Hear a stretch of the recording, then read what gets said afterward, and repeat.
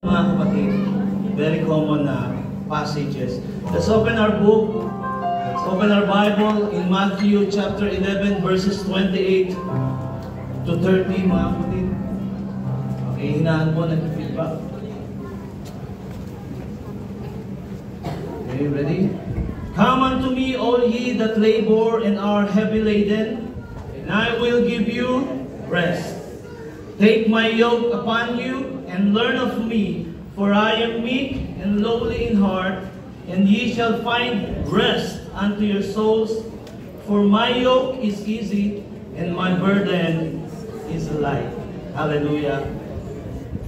Naranasan na ba natin, mga kapatid, na sa buhay natin, lagi tayong kumikilos. We go faster and faster, mga kapatid, sa araw-araw na buhay natin. Marami tayong inaalala, like we're trying to keep up something. Nais nating lumebel doon sa mga nangyayari sa paligid natin, mga kapatid.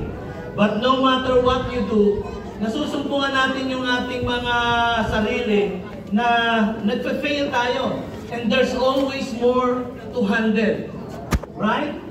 Diba, nagiging busy tayo, laging merong kailangan tapusin, kahit matatapos pa lang isang bagay, meron na naman kailangan tapusin, at meron na naman dapat ipag-alala. No? At meron na naman dapat buhatin. So, ang ilan sa atin, at marami sa atin, mga kapatid, napapagod po yung katawan natin, tama? At more than that, yung ating mga kaluluwa ay napapagod. Alam po ng Panginoon ang pakiramdam na yan. That's why sabi niya, come unto me, and I will give you rest. Hallelujah. Pansinin niyo yung will. Ibig sabihin niyan, conditional, mga kapatid. Kailangan lumapit tayo sa Panginoon para maranasan natin yung rest na ino-offer niya. No, it's not just offering a nap or a day off sa ating mga ginagawa. He's offering something much deeper.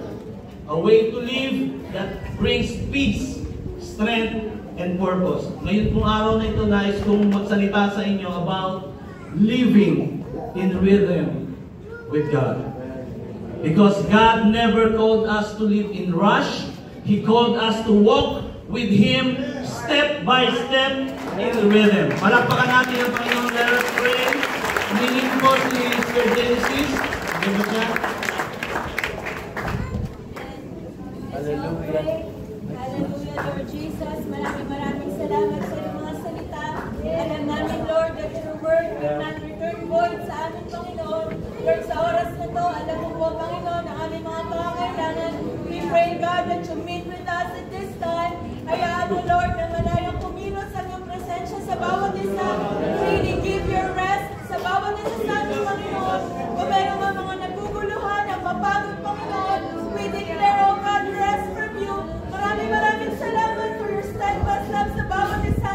At alam ko, Panginoon, na matatapos ang gawain ito na puno ng tagumpay ang bawat isa sa amin at panibagong kalakasan na nagmumula sa iyo. Maraming salamat, Lord. Sa iyo ang lahat ng kapurihan at pasasalamat. In Jesus' name we pray. Amen. God bless you. Please be seated.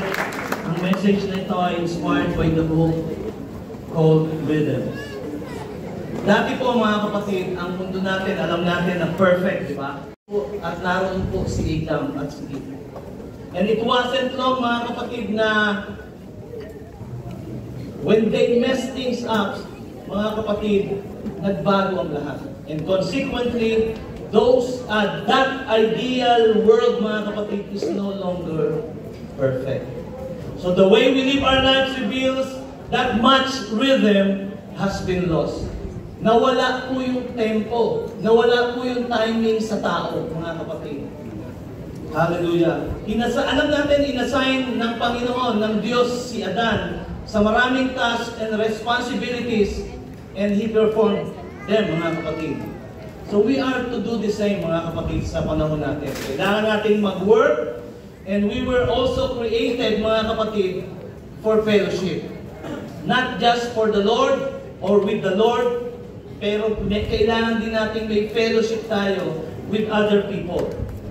And like God, we are created to experience times oppressed, mga kapatid.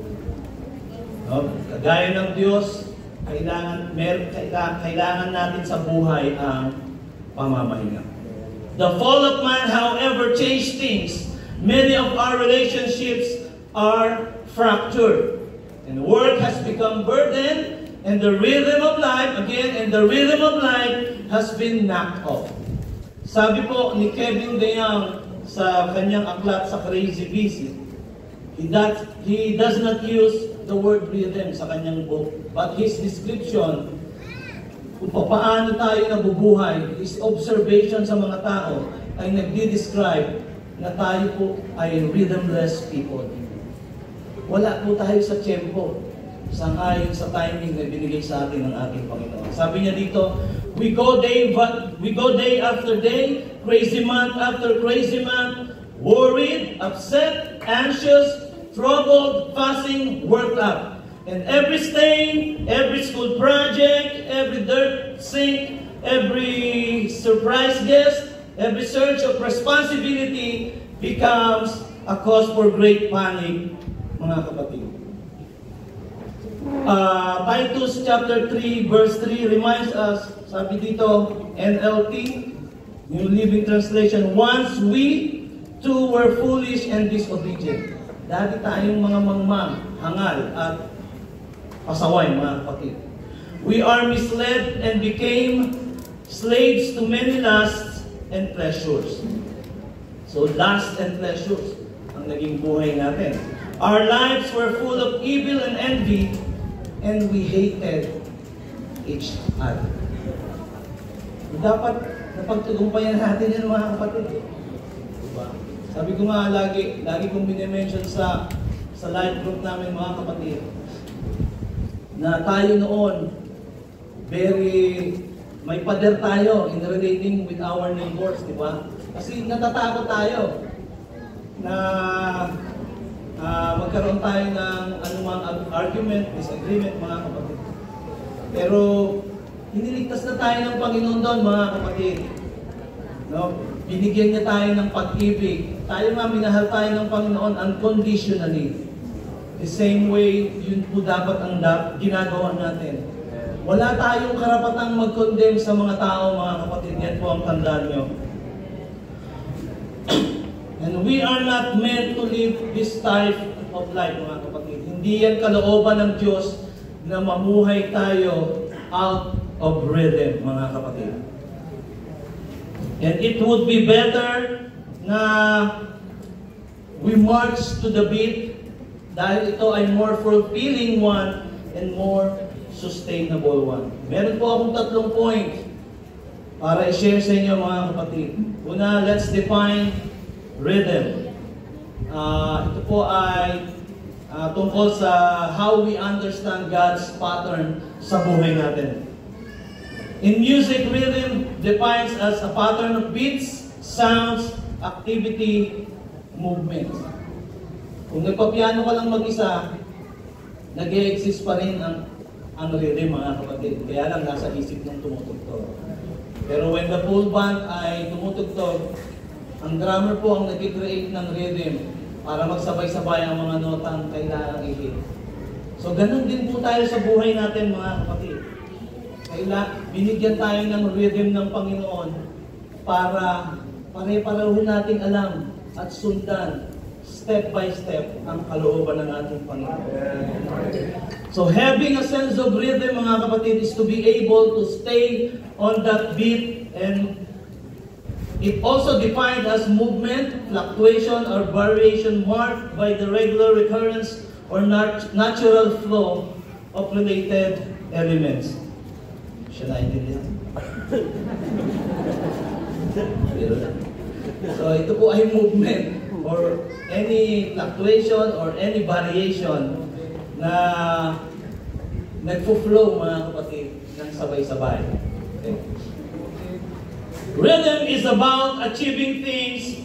It is not about busyness. Ayan, papasok tayo sa business. So meron pong mga banda kung papakinggan nyo. Minsan, lalo yung mga baguhan, mga kapatid, They want more of me. Yan yung laging ano eh. Gusto nila, marinig sila. They often nalilimutan nila na dapat isa lang sila, mga kapatid. Pero minsan, gustong mag-show off ng isang instrumentalist, so nawawala siya sa tamang rhythm, mga kapatid.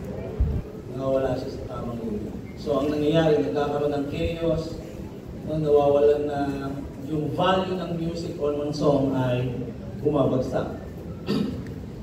So it is about movement, not meaningless and mindless activity, but progress in balanced manner, mga kapatid. A move that yields results without unnecessary stress or burden.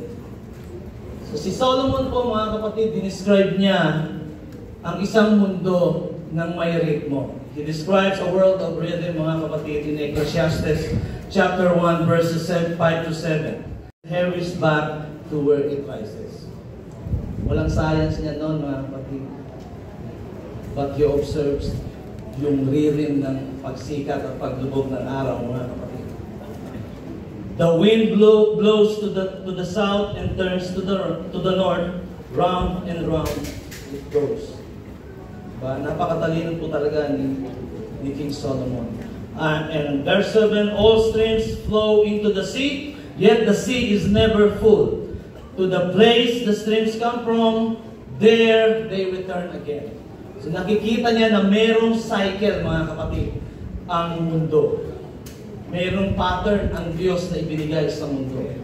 Bruce Miller in his book, Your Life is in Rhythm, ibinild niya yung book na to based doon sa sinabi ni Solomon. Meron siyang sinabi, the phases of the moon, the tides of the sea, and the seasons of the earth.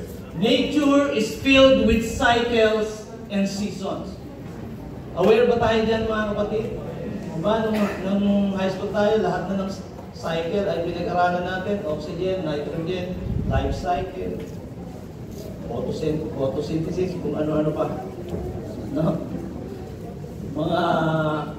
Yung mga oso daw, nag-hibernate. Yung mga ibon, mga kapatid, kapag winter na, nagpa-practice na yan. Nakita ko po yan sa Canada, mga kapatid. Pag malapit na yung winter, nagpa-practice na sila. Yung mga wild geese, dahil lilipat na sila ng lugar kasi mag-iiyak na. Kaya sila nagpa-practice dahil meron silang mga bagong member. Diba? Alam niyo yan, nag-BB yan yung wild geese, mga kapatid. And I appreciate yon, mga kapatid, na ganun talaga ka-amaze ang Panginoon. Alam ko, nababasa ko lang yan, mga kapatid, eh. Wala naman kasi dito nun. Pero, yung lalabas kami, nakikita ko talaga silang liparan. Doon ako na-amaze sa ating Panginoon, mga kapatid. Ang mga araw, ang mga taon, ay meron silang kinikerry in their own rhythm, mga kapatid. No matter who you are, or where you live, you cannot break that cycle of day and night. Sisikat ang araw kung saan siya sisikat at lulubog siya kung saan siya lulubog. Ecclesiastes chapter 3 verse 1, to everything there is a season and a time to every purpose under the heaven. God created everything in rhythm. Just look at nature, the rising of the sun, the changing of the seasons, the beating of your heart. There's a time for everything. God even built rhythm into the way He created the world, mga kapatid. In Genesis chapter 2, verses 2 and 3, and on the seventh day, God ended His work, and He had made, and He rested on the seventh day from all His work, which He had made. And God blessed the seventh day and sanctified it, because that in it He had rested from all His work, which God created and made. Nag-work po ang Panginoon in 6 days. And then He rested on the 7th day. Actually, kung iintindihin natin yung passage, mga kapatid, nagpahinga ang Panginoon sa paglikha. Kasi kung pagdating niyo sa verse 3, mga kapatid, nag-work pa rin ang Panginoon. Pero binless niya ngayong 7th day. Okay. Don't get me wrong. Hindi po napapagod ang Panginoon, mga kapatid. Hindi po siya napagod. Baka iniisip natin, napagod siya itong araw, kaya siya nagpahinga. Hindi po. Nagpahinga siya. Ang ibig lang sabihin natin, in layman's term, tinigil niya yung pag-create niya ng mga somethings. Hallelujah. So, actually, yung rest ng Panginoon, nagbibigay siya ng rhythm sa atin. Rhythm of work and rest. No? Rhythm of doing and pausing.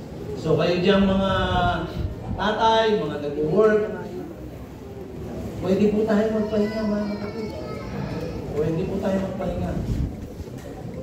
Living in rhythm means living according to God's timing. Okay? Not just world's pressure. Minsan gumagalaw po tayo, mga kapatid, sa buhay na ito because of pressure. Naneneglect natin na ang Diyos ang nagbigay ng rhythm sa atin, ng beat kung saan tayo dapat gumalaw, mga kapatid. So, living in rhythm, it means trusting that He knows the right time for everything. Again, living in rhythm, it means trusting that He knows the right time for everything. Think of a song, mga kapatid.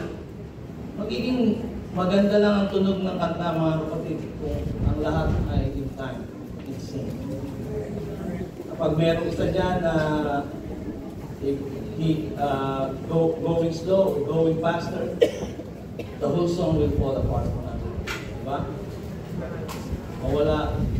Kasi, minsan, di ba, ma-notice nyo, pag nakikinig tayo ng music na hindi masyadong focus, hindi natin mapapansin kahit anong ganda. Pero pag meron diyang nawala sa beat, nawala sa tono, dun makokot yung attention natin. Kasi nasira, di ba? Nawala sa rhythm. Okay, life is like that, mga kapatid. It will sound better, it works better, kung susunod po tayo sa timing ng ating Diyos. Palakpakan natin ang Panginoon. And here's my question, mga kapatid. Or are you out of sync? Sagutin niya sa Panginoon, mga kapatid. So, we already defined the rhythm, mga kapatid. And appreciate natin na talagang merong pattern. Maniwala po kayo sa akin, mga kapatid, may pattern po ang Panginoon sa buhay natin. And because of sin, mga kapatid, at dahil sa kahusayan ng mga tao, rhythm was disrupted. Nagulo ang rhythm na ipinagkaloob ng ating. The problem of busyness. Okay? Sasakyan ba ako pang mga kapatid? At tayo maraming busyness.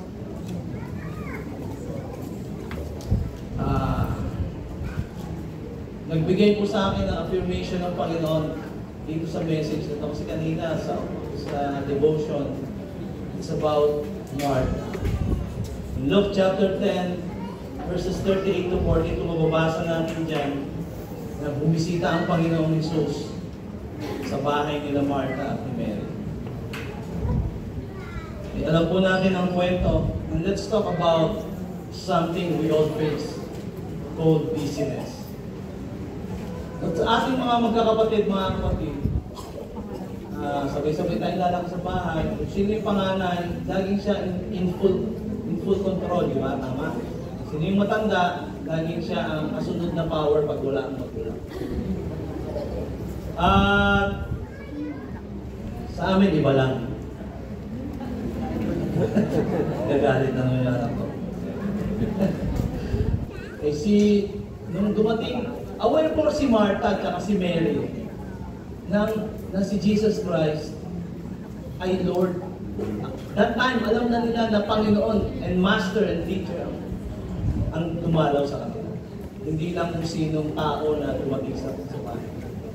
But then, alam natin si Martha, mga kapatid, dali-dali siyang naging abala. Kasi during that time, mga kapatid, meron pong social requirement ng mga tao na pag may dumalaw sa bahay nyo, kailangan maging hospitable ka.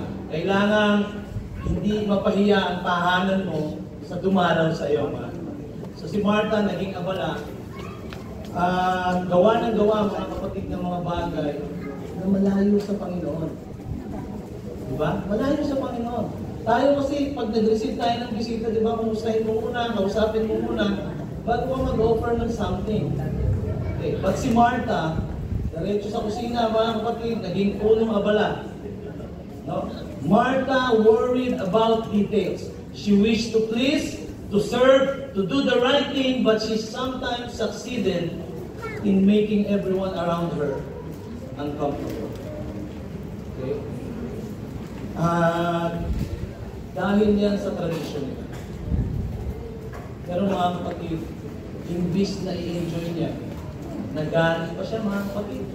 Sabi nga ni Papa Sam kanina, inutusan ng Panginoong Jesus na pagalitan. Diba? Dahil doon sa pressure na dala-dala ni Martha, naudyuhan niya talaga ang Panginoon. Ang Panginoon, ang Master, ang Teacher, na pagalitan si Mary na magtrabaho naman. Pero gently, mga kapatid, binigyan ng advice ng Panginoon si Martha. Sabi niya, hindi masama ang ginawa mo. Mabuti yung ginawa mo. Pero higit na mabuti yung ginawa ni Mary. No, instead na i-enjoy ni Martha na meron siyang dakilang bisita, mga kapatid, naging abala siya malayo sa Panginoon. Pero si Mary, pinili niya, mga kapatid, yung tamang bagay, yung mabuting bagay na i-please ang Panginoon, mga kapatid, pagsilbihan ng Panginoon directly at makinig sa Panginoon. Sometimes tayo po, mga kapatid, ay nagiging katulad ni Martha. Gawa tayo ng gawa, galaw tayo ng galaw, plano tayo ng plano, mga kapatid, pero sa kaloob-looban natin, we are anxious, we are tired, and we are disconnected from the Lord Jesus Christ. At dahil disconnected po tayo sa Panginoon, mga kapatid, yung pagpaplano natin, yung paggawa natin, yung pagkilos natin, hindi po siya magiging synchronized sa timing ng Panginoon sa buhay natin.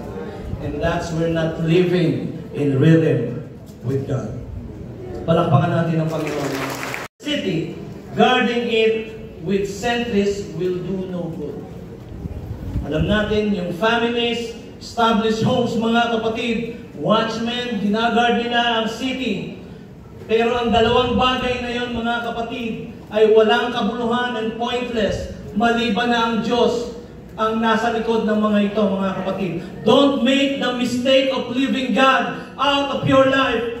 If you do, all your accomplishments will be nothing, mga kapatid. Keep God as your highest priority and let Him do the building, mga kapatid.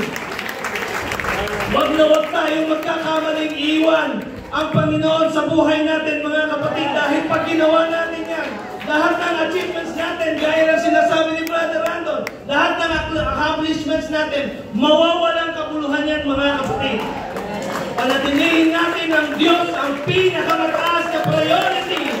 Hayaan natin siya ang mag-build ng buhay natin, mga kapatid.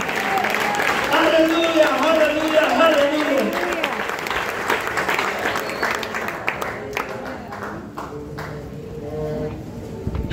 In verse 2, it's useless for you to work so hard, mga kapatid. From early morning until late night, anxiously working for food to eat. For God gives rest to His loved ones. Hindi po against ang Panginoon sa ating mga ginagawa, mga kapatid. Hindi siya against sa human effort. At yung hard work natin, ino-honor ang ating Diyos, mga kapatid. But working to the exclusion of rest or the neglect of family ruins both health and relationships and may be a cover-up for an inability to trust God to provide for all our needs. So everyone needs adequate rest, mga kapatid. Kailangan po natin ng rest in times of spiritual refreshment. Hallelujah. Minsan nakala natin yung ganda ng sitwasyon ng buhay natin forever na, mga kapatid. Yan ang dinadaya tayo ng kaaway, mga kapatid. Diba, sabi ko nga minsan, inaawat kasi ako ng asawa ko na uminom ng soft drinks. Dahil minsan inaatake na yung kidney ko. Sabi ko, pagka gusto ko, ang katwiran ko sa kanya, mga kapatid, hindi ko maalala yung sakit. Hindi ko po talaga maalala yung sakit. Naalala ko lang pag nandiyan na, mga kapatid. Pero binibiro ko lang siya. Diba? Hallelujah. Ito din tayo, mga kapatid, di ba? Pag napakasaya ng buhay natin, ang sarap ng buhay natin, nakakalimutan natin na pwedeng mag-ganon-ganon ang buhay. At hindi po matatapos ang buhay natin na napakahabang ganon lang. Laging sine waves ang tawag dyan, mga kapatid. Nagpa-fluctuate ang buhay natin, mga kapatid. Kaya nga, meron tayong pattern. Meron tayong rhythm. Yung bang musikero na yan, mga kapatid, mawala lang sa isip nila yung rhythm, mga kapatid, magkakagulo. So kaya nga, na-invento yung rhythm worker, mga kapatid, yung mga percussionist, yung drummer. Para mas madali. So ganun ang ginawa sa atin ng Panginoon.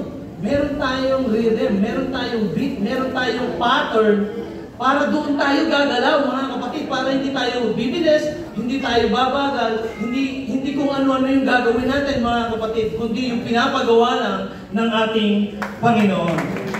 Hallelujah. Minsan naranasan natin naglalakad tayo, di ba? Kaya yan, tropa. Let's walk together. Pero merong insensitive na tropa, mga kapatid, nagmamadali. Ikaw gusto mong i-enjoy yung paglalakad. So, ano mangyayari sa'yo? May inis ka ngayon. Wala. You're out of sync, mga kapatid. So, that's what happens kapag tumatakbo tayo ahead of God, mga kapatid. Or we let life pull us into many directions.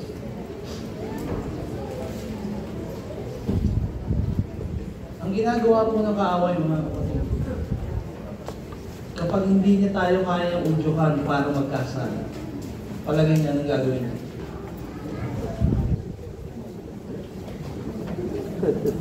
Gagawin niya tayong busy, mga kapatid. Dahil yung mga pagkakamali natin, napagtagumpayan na natin sa tulong ng Panginoon. Minsan di niya tayo kayang udyukan na magkasala. Pero gagawin niya tayong busy sa maraming bagay. At mawawala tayo sa rhythm sa ating Panginoon. Palakpakan natin ang Panginoon. Busyness doesn't always mean you're doing God's will. Again, busyness doesn't always mean you're doing God's will. Sometimes it just means you're doing too much or doing things He never asked you to do. Mga kapatid. No? Yung business natin, minsan nangangahulugan na natatakot tayo sa maraming bagay, sa pressures, sa mga pwedeng mangyari sa atin, sa mga comments ng kapwa natin. So, kaya ginagawa natin busy ang sarili natin na minsan nagagawa natin ang hindi pinapagawa ng ating Panginoon. Sabi po ng Nescafe, kape dito, mga kapatid. Sabi ng Nescafe, para kanino ka bumabangon? What's driving your schedule, mga kapatid? Okay, ito tanong. Is it God? Or is it pressure, guilt, fear, or pride? Saan tayo bumabangon, mga kapatid? Sa Diyos ba talaga? In fact, kaya tayo bumangon, kaya tayo nakabangon, ay in-extend ng Panginoon yung buhay natin. Diba? Binigyan niya tayo ng bagong buhay. Come on, let's worship the Lord. Or nagulo ang rhythm ng Panginoon sa buhay natin. Rhythm can still be found. Rhythm can still be discovered, mga kapatid, through walking daily with God. Matthew 11:28 to 30. Take my yoke upon you and learn of me. My yoke is easy and my burden is light. This passage, in-invite po tayo ng Panginoong Jesus, mga kapatid, sa kanyang rhythm, sa kanyang timing, sa kanyang tempo. Kaya nasabi niya, take my yoke. And that's a picture of walking together, mga kapatid, side by side, pulling the same load. And Jesus is saying, let's walk together. Pwede naman hubalin ng Panginoon yung yoke natin. Then, we'll continue to go. Pero, walang timing ng Panginoon. Walang leading ng Panginoon. Kaya ang in-offer ng Panginoon ay yoke. Ang ibig sabihin ng yoke ay work, movement. Hindi po tayo pinatitigil ng Panginoon mag-work. Ilalagay niya tayo na maging magkasabay. Pag magkahiwalay po ang yoke, mga kapatid, napakahirap pong magsabay, di ba? Naglalakad nga lang kayo ng tropa, di ba? Hindi naman kagaya kayo ng C-80 na sabay-sabay yung left and right. Diba? So ang ino-offer ng Panginoon, yung yoke niya, na magkasama tayo doon para siguradong sabay. Diba? Ino-offeran tayo ng timing, ng rhythm ng Panginoon, mga kapatid. Because when you live in rhythm with God, you're not rushed, you're not panicked, and you have peace, mga kapatid, because you trust in Him to set the pace, mga kapatid, ng ating lalakaran. Hallelujah! Palakpakan natin ang Panginoon, mga kapatid.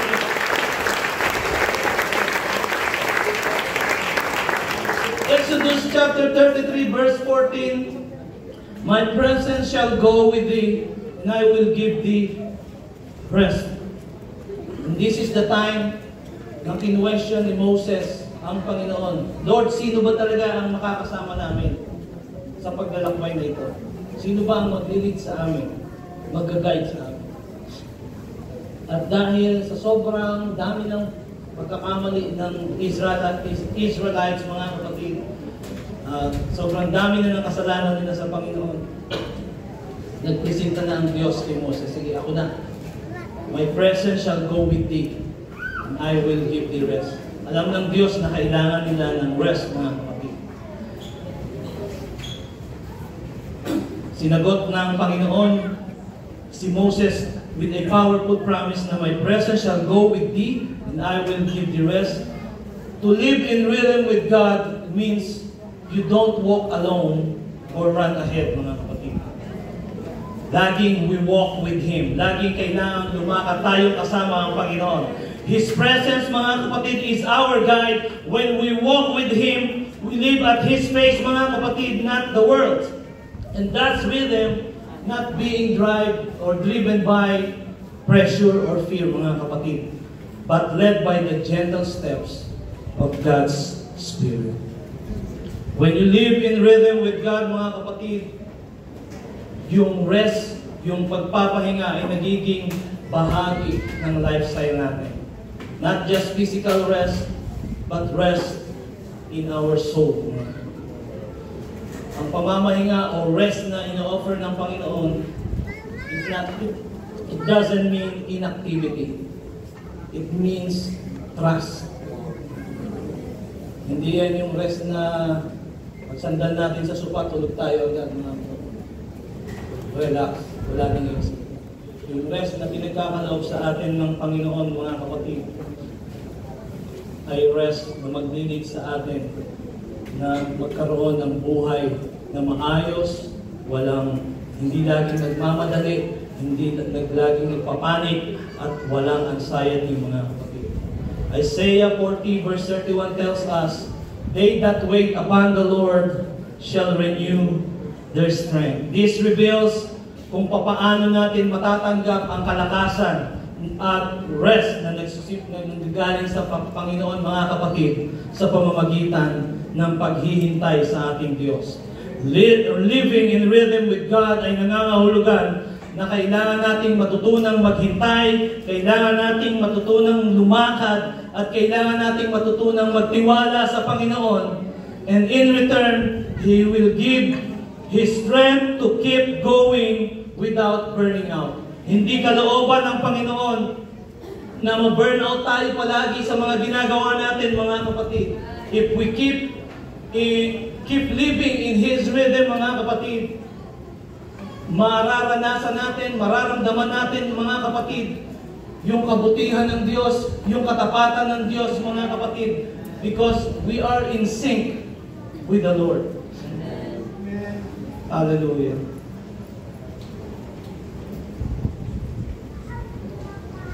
Living in rhythm with God, God never meant for you to live burnt out and overwhelmed. Tataka ba tayo, mga kapatid, na yung ibang tao, alam natin may problema, alam natin nag-struggle, and yet, parang wala, parang easy lang sa kanya yung buhay. Kasi, God never meant for us to live burnt out. Hindi talaga kalooban ng Diyos na ma-burn out tayo and ma-overwhelm. Dahil ang ino-offer ng Diyos sa atin, mga kapatid, ay kapayapaan, in line with His purpose, at kagalakan, mga kapatid. And that comes from walking with the Lord in rhythm, not in rush. Hindi natin kailangang mabuhay sa pagkapagod, mga kapatid. You can walk in step with Jesus. His rhythm brings rest. His rhythm brings strength, mga kapatid.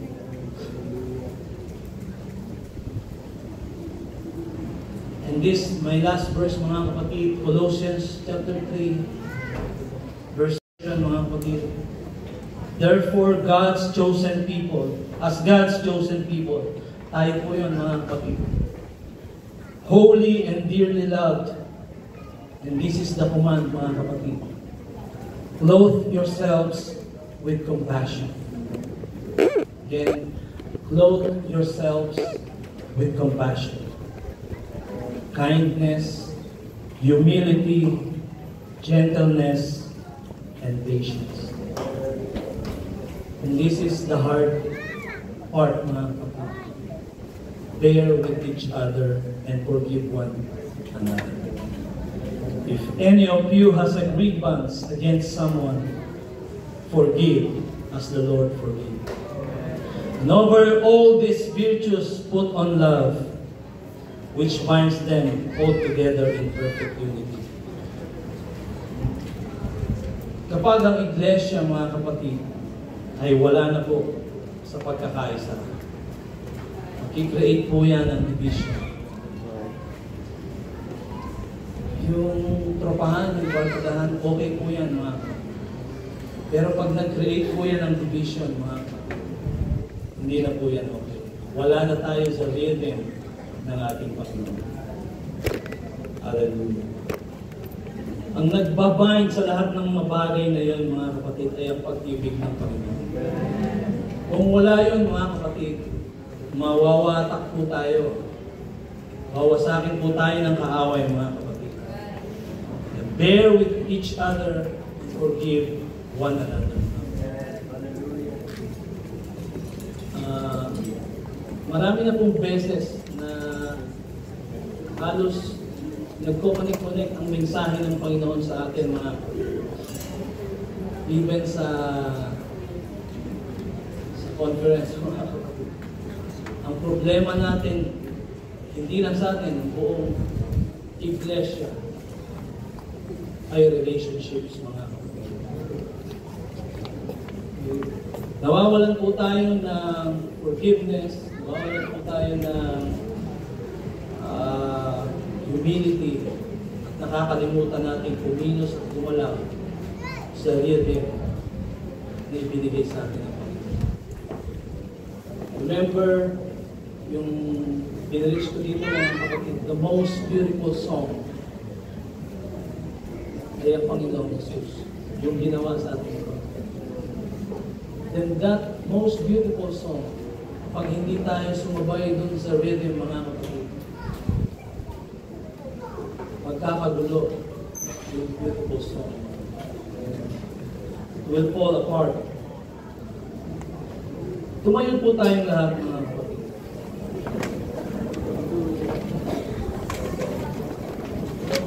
Hallelujah. Kung tayo ay tired, pagod na mga kapatid, we feel heaviness, we feel overwhelmed, ang Panginoong Jesus ay nag-iimbita sa ating lahat mga kapatid na lumapit tayo sa Kanya. And I will give you rest. Yung yoke, mga kapatid, kailangan natin tanggapin yun. Kailangan natin hiwarin yung yoke na bitbit natin. Dahil ang pangako ng Panginoon, magaang daw yung kanyang yoke. Magaang at very easy. Kasi wala na yung burden mo doon mga kapatid. Wala na yung inaalala mo doon. And it speaks of faith and trust in God mga kapatid. Kapag iniwan mo yung mga daladalahin mo, alalahanin mo, yung gusto mong mangyari sa iyo mga kapatid, ine-entrust mo yung buhay mo sa ating Panginoon mga kapatid. And you live in rhythm with God. At that time, natanggapin natin yung yoke na yon mga kapatid. Doon natin mararanasan ang dakilang pagpapala ng Diyos. At makakalakad tayo ayon sa rhythm ng Diyos sa atin. Nanyayahan ko pa po yung lumapit sa ating Panginoon mga kapatid. Iwan nyo lahat ng dalahin nyo. Lumapit tayo sa Panginoon. Maybe it's a very simple message mga kapatid. Pero ang gusto ng Panginoon, lagi tayong magtiwala sa Kanya. Let's have rest sa araw na ito mga kapatid. Tanggapin natin yung yoke para bigyan tayo ng Diyos ng rest na kailangan natin sa ating mga kaluluwa.